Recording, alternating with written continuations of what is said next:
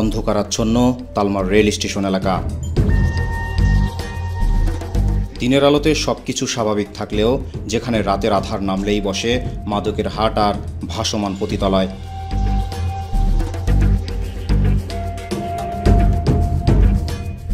স্থানীয়দের অভিযোগ, এই অবৈধ কর্মকাণ্ডের নিয়ন্ত্রণ করছে স্থানীয় এক প্রভাবশালী, যার সহযোগী হিসেবে জড়িত আরও বেশ কয়েকজন। চালাচ্ছে বেপরোয়া মাদক আর রমরমা দেহ ব্যবসা। এদের ভয়ে মুখ খুলতে সাহস পায় না কেউ। চুরি চামারিটা করে লই যারা এই ট্যাবলেট টুবলেট গাঁজা মাজা খায়, ওগো টাকা পয়সা যখন ফুরাই যায়। রাত পোহানে শোনা যায় কি যে অমুকের একটা ভ্যান নাই, অমুকের একটা মোটর চুরি হয়ে গেছে, অমুকের টিউবওয়েলের মাথা খুলে নিয়ে গেছে।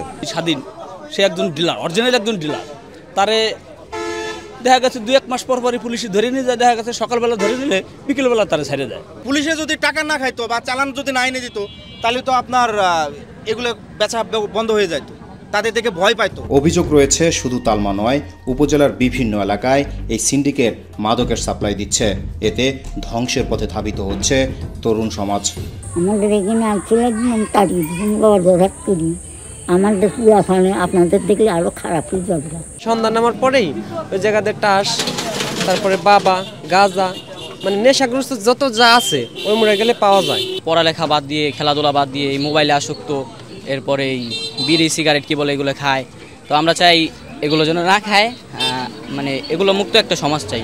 স্থানীয় পুলিশ বলছে মাদক নিয়ন্ত্রণে জিরো টলারেন্স নীতি অনুসরণ করছে তারা। তবে স্থানীয়রা প্রশ্ন তুলছেন, অভিযান থাকলেও দৃশ্যমান ফল নেই, বরং দিন দিন বাড়ছে চুরি ছিনতাই সহ নানা অপরাধ। মাদকের বিষয়ে আমাদের জিরো টলারেন্স, কোনো ছাড় নাই। মাদক পাইলে আমরা অবশ্যই থেকে আইনে হয়তো নিয়ে আসবো। তো রেল স্টেশন এলাকায় রেলের পুলিশের আওতায়, তারপরেও আমরা আমাদের অভিযান অব্যাহত আছে। আমরা উদ্ধার করতে সক্ষম হলে আমরা আইনে হয়তো নিয়ে আসবো।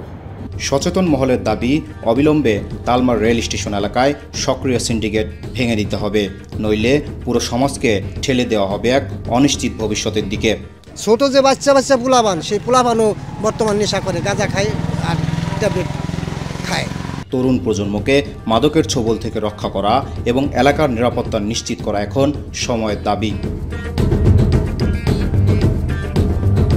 শফিকুল ইসলাম জনি, মাই টিভি, ফরিদপুর।